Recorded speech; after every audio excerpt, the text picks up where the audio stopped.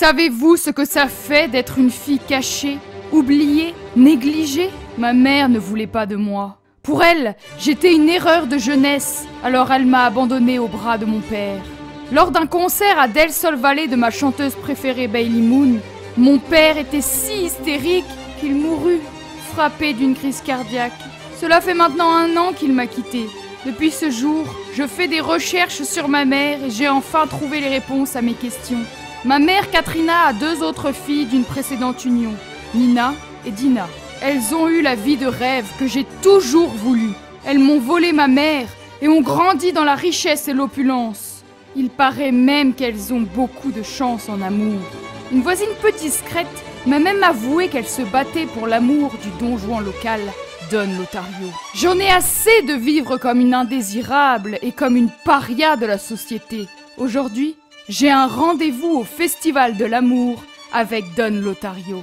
Je vais montrer à mes 2 demi-sœurs de quel bois je me chauffe. Je vais tout leur prendre, leur argent, leur amour et leur mère.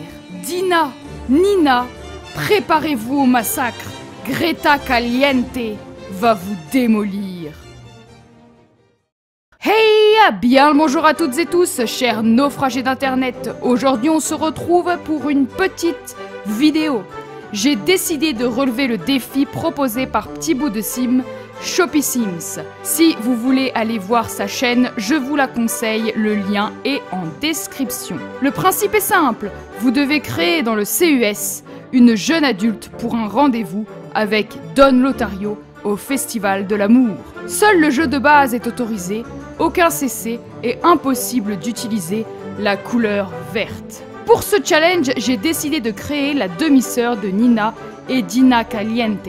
Leur mère Katrina est tombée enceinte à l'âge de 17 ans, mais elle n'a pas voulu de la petite Greta. Elle pensait en effet qu'elle était trop jeune pour être mère et que cela anéantirait sa vie et son avenir avec les hommes. Et Katrina avait d'immenses rêves de richesse. À l'âge adulte et désormais orpheline, Greta vient de débarquer à Willow Creek, où vivent ses sœurs et sa mère. En réalité, je sais pas si elles vivent à Willow Creek, je connais pas leur vie, je sais juste que dans les Sims 2, elles étaient à Mont-Sympa, mais bon, on va dire qu'elles étaient à Willow Creek. Et Greta veut se venger et avoir la vie qu'elle a toujours voulu.